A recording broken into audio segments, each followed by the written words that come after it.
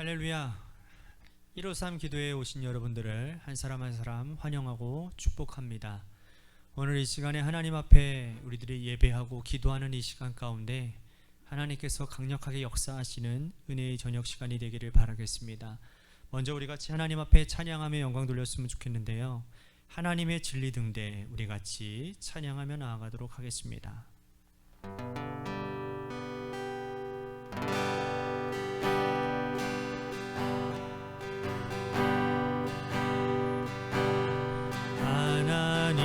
하나님의 진리 등대 길이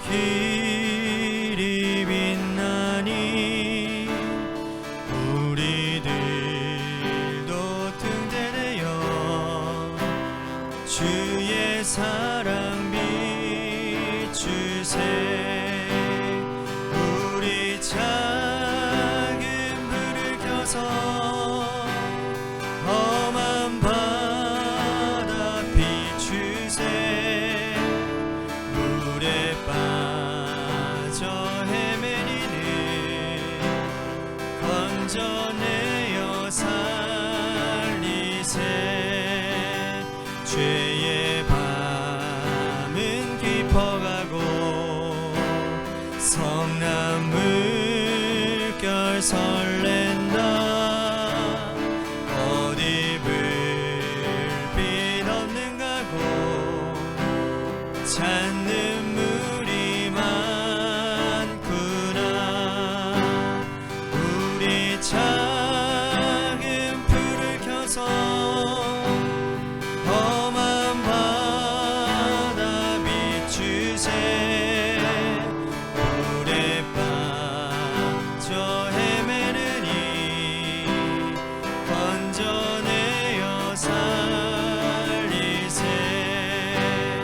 너의 등불 돋우어라. 거친 바다 비춰라. 빛을 찾아 헤매느니 생명선에 건져라. 우리 작은 불을 켜서 험한 바다 비추세. 물에 빠져 헤매느니 건져내어 살리. 우리 작은 불을 켜서 험한 바다 비추세. 물에 빠져 헤매느니 건져내어 살리세.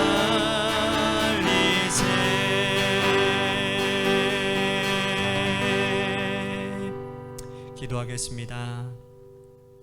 하나님, 우리가 하나님의 진리 등대가 되어 어두운 세상 가운데, 어둠의 영이 가득한 이 세상 가운데 빛을 발하고 소금의 역할을 감당하여 하나님 많은 사람들을 구원하는 역할들을 감당하는 주님의 백성들이 되게 하여 주옵소서.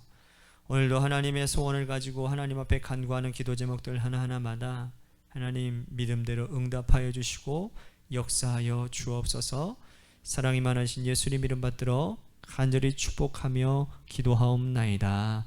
아멘. 오늘 이 저녁 시간에 하나님이 우리에게 주신 말씀 보도록 합니다. 고린도후서 11장 1절에서 9절 말씀, 그리고 13절에서 15절 말씀까지 보도록 하겠습니다. 좀 오늘 말씀은 좀 긴데요, 우리 같이 한 목소리로 다 함께 봉독했으면 좋겠습니다. 다 같이 한번 읽겠습니다. 시작. 원하건대 너희는 나의 좀 어리석은 것을 용납하라. 청하건대 나를 용납하라. 내가 하나님의 열심으로 너희를 위하여 열심을 내노니 내가 너희를 정결한 처녀로 한 남편인 그리스도께 드리려고 중매함이로다. 그러나 나는 뱀이 그 간계로 하와를 미혹한 것 같이 너희 마음이 그리스도를 향하는 진실함과 깨끗함에서 떠나 부패할까 두려워하노라. 만일 누가 가서 우리가 전파하지 아니한 다른 예수를 전파하거나 혹은 너희가 받지 아니한 다른 영을 받게 하거나 혹은 너희가 받지 아니한 다른 복음을 받게 할 때에는 너희가 잘 용납하는구나. 나는 지극히 크다는 사들도보다 부족한 것이 조금도 없는 줄로 생각하노라. 내가 비록 말에는 부족하나 지식에는 그렇지 아니하니 이것을 우리가 모든 사람 가운데서 모든 일로 너희에게 나타내었노라. 내가 너희를 높이려고 나를 낮추어 하나님의 복음을 값없이 너희에게 전함으로 죄를 지었느냐. 내가 너희를 섬기기 위하여 다른 여러 교회에서 비용을 받은 것은 탈취한 것이라. 또 내가 너희와 함께 있을 때 비용이 부족하였을 때 아무에게도 누를 끼치지 아니하였음은 마게도냐에서 온 형제들이 나의 부족한 것을 보충하였음이니라. 내가 모든 일에 너희에게 폐를 끼치지 않기 위하여 스스로 조심하였고 또 조심하리라. 13절에서 15절입니다. 그런 사람들은 거짓 사도요 속이는 일꾼이니 자기를 그리스도의 사도로 가장하는 자들이니라. 이것은 이상한 일이 아니니라. 사탄도 자기를 광명의 천사로 가장하나니 그러므로 사탄의 일꾼들도 자기를 의의 일꾼으로 가장하는 것이 또한 대단한 일이 아니니라. 그들의 마지막은 그 행위대로 되리라. 아멘.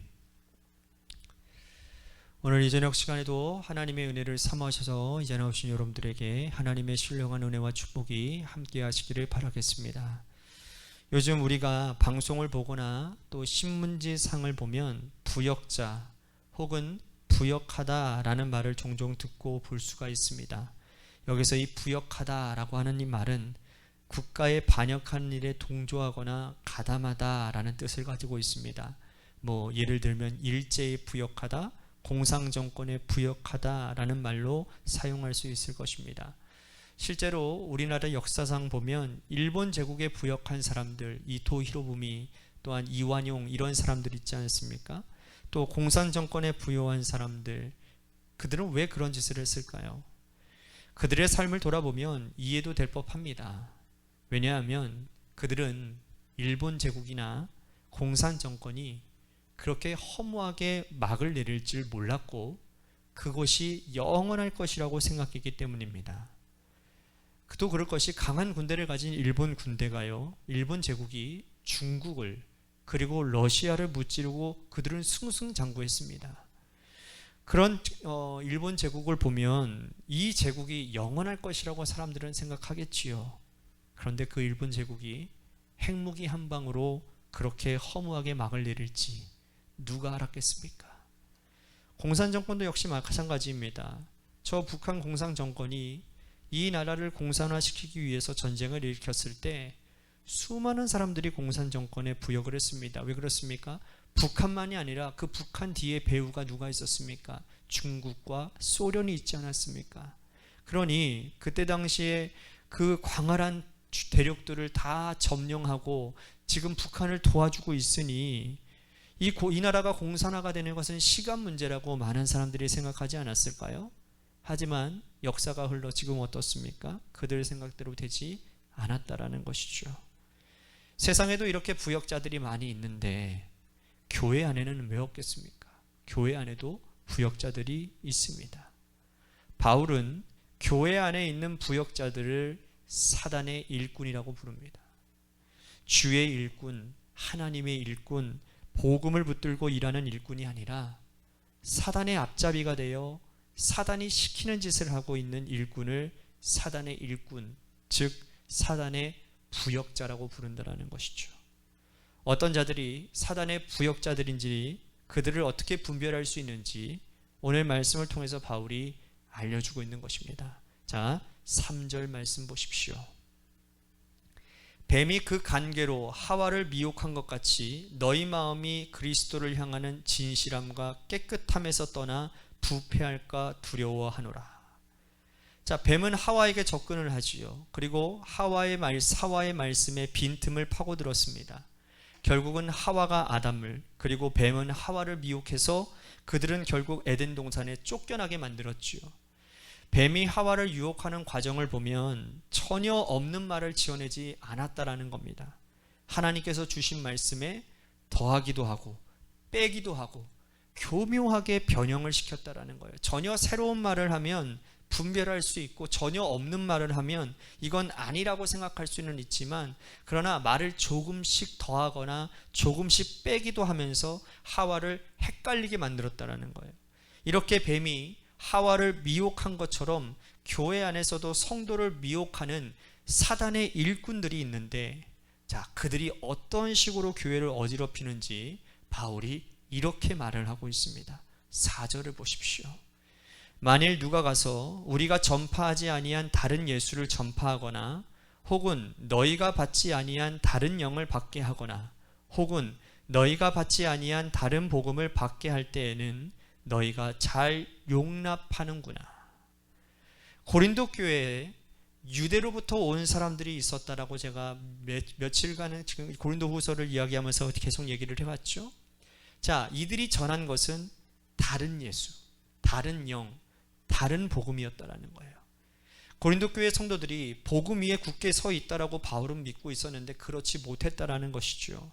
고린도 교회 성도들이 이들이 전한 다른 예수, 다른 영, 다른 복음에 미혹이 되고 흔들렸다라는 겁니다. 바울은 다른 예수, 다른 영, 다른 복음이라는 표현을 쓰면서 그들이 전한 것이 전혀 새로운 것이 아니고 조금씩 다르게 전한다라는 것을 강조하고 있다는 거예요. 자, 그러면 바른 예수, 바른 영, 바른 복음은 무엇이겠습니까? 이단들이 전하는 조금씩 미혹하게 하는 것을 우리가 깨우치기 위해서 바른 진리 위에 우리들이 서야 되는데, 자, 바울이 전한 그 정상적인 예수, 바른 예수는 뭡니까? 십자가와 고난이 있는 예수 그리스도인 거예요. 우리가 예수 그리스도를 십자가와 고난 없이 말할 수 있겠습니까? 예수님이 이 땅에 오신 이유는 뭡니까? 십자가를 지시기 위해, 고난받기 위해, 그리고 십자가에서 돌아가시기 위해 이 땅에 오셨습니다. 그리고 3일 만에 부활하셨습니다. 이런 예수를 제외하고 다른 것을 전하는 것은 모두가 다 이단입니다. 가짜입니다. 예수를 통해서도 우리가 구원받으려면 십자가를 붙들고 살아가야 되는데 고난 없이 어떻게 구원이 가능하겠습니까? 고난을 제외한 예수를 가르치는 다른 예수는 곧 이단 사상이나 다름이 아니라는 것이죠. 영은 또 어떻습니까? 영은 성령을 얘기하죠. 성령은 일치의 영이고 생명을 살리는 영이고 교회를 살리는 영입니다. 성령을 말하면서도 분열을 회책하고 성령을 말하면서도 교회 안에 이간질을 회책하는 자들, 그러한 자들은 다른 영을 전하는 자들입니다. 정상적인 성령은 우리가 받은 성령이라면 서로 하나가 되게 하는 영입니다. 사랑을 전하고 서로 덮어주고 이해하게 하고 그리스도를 드러내는 성령, 이 영이 아닌 다른 영은 다 분열의 영이라는 사실을 기억하셔야 됩니다. 자꾸 분열시키려고 하고 자꾸 이간질하려고 하고 이해하고 서로 사랑하려고 하는 그런 모임이 아니라 자꾸 비방하고 정죄하고 그런 영이 있다고 한다면 그거는 사단의 영이라는 거예요. 다른 복음은 또 어떻습니까? 복음은 기쁨의 소식입니다. 죄와 죽음으로부터 예수 그리스도를 통해서 구원받는다는 것, 이것이 곧 복음이잖아요. 그런데 이 복음이 아닌 세상 사람들이 좋아할 만한 말을 하는 것, 그것을 복음이라고 생각한다면 이것 또한 다른 복음 아니고 무엇이겠습니까? 다시 말씀드리면 예수 그리스도의 죄사함과 예수 그리스도의 구속의 사역, 십자가를 제외하고 다른 어떠한 세상적인 것들로 교회를 이끌어가려고 하고 세상적인 어떤 것들로 자꾸 성도들을 현혹하려고 한다면 그거는 복음이 아니죠. 예수 믿고 돈 많이 버는 것, 예수 믿으면 우리의 모든 소원이 다 이루어진다는 둥, 이건 다 우리들의 복음을 싸구려로 만드는 아주 다른 복음을 전하는 것입니다. 유대에서로부터 온 사람들은 예수님과 성령님과 복음을 전하지 않고 그것들을 변절시키는 다른 예수, 다른 영, 다른 복음을 전했다라는 거예요. 오늘도 교회 안에 이런 식으로 조금씩 다르게 조금씩 변형시켜 전하는 사람들이 있다라는 겁니다. 모두가 다 사단의 부역자들입니다. 왜냐하면 사단이 얼마나 좋아하겠습니까? 정상적인 제대로 된 예수를 가르치지 않고 성령을 제대로 선포하지 않고 복음을 전하지 않는데 사단의 일꾼이 아니고 무엇이겠습니까? 바울은 고린도 교회에서 목회하면서 예수 그리스도와 성령과 복음을 바르게 전하기 위해서 자신은 복음의 통로가 되어야 됐는데 그 통로가 깨끗해지기 위해서 애를 많이 쓴 사람이었다라는 겁니다. 9절 말씀 보십시오.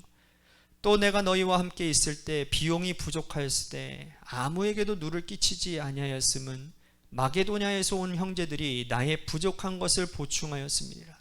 내가 모든 일에 너희에게 폐를 끼치지 않기 위하여 스스로 조심하였고 또 조심하리라. 바울은 고린도 교회를 개척하면서 물질의 문제로 상당한 어려움을 겪고 있었습니다. 그런데 그때 이미 개척해서 교회가 자리 잡은 북쪽의 마게도냐에서 도움을 받았어요. 빌립보 교회라든지 데살로니가 교회라든지 베레아 교회라든지 그들에게서 비용을 도움받고 고린도 성도들에게는 한 푼의 폐도 끼치지 아니하였다라고, 그래서 내가 너희들에게 시험 들 만한 것들을 한 적이 없다라고 고백을 합니다. 바울이 이제 와서 이렇게 고백하는 이유는 나는 복음을 변형시키는 일에는 일체의 어떤 일도 용납하지 아니하였다라는 것을 강조하기 위함이었다라는 것이죠. 바울은 이렇게 복음의 통로로 성도 한 사람 한 사람의 영혼을 소중히 여기며 살아왔습니다. 하지만 유대에서부터 온 어떤 사람들, 사단의 일꾼이 되어서 살아가는 사람들은 그렇지 않았습니다. 그들의 삶이 어떠했는지 이렇게 말을 합니다. 13절에서 15절 말씀 보십시오. 그러한 사람들은 거짓 사도요 속이는 일꾼이니 자기를 그리스도의 사도로 가장하는 자들이니라. 이것은 이상한 일이 아니니라. 사탄도 자기를 광명의 천사로 가장하나니 그러므로 사탄의 일꾼들도 자기를 의의 일꾼으로 가장하는 것이 또한 대단한 일이 아니니라. 그들의 마지막은 그 행위대로 되리라. 사탄의 일꾼들이 의의 일꾼으로 가장하고 있다라고 말을 합니다. 이걸 어떻게 분별할까요? 사단이 자기를 광명한 천사로 가장하고 있는데 우리가 그들을 어떻게 분별할 수 있겠습니까? 예수 그리스도께서 하신 말씀을 붙잡으면 되는 겁니다. 이 말이 뭡니까? 그 마지막은 그 행위대로 되리라. 그들의 열매를 보면 알 수 있다라는 겁니다.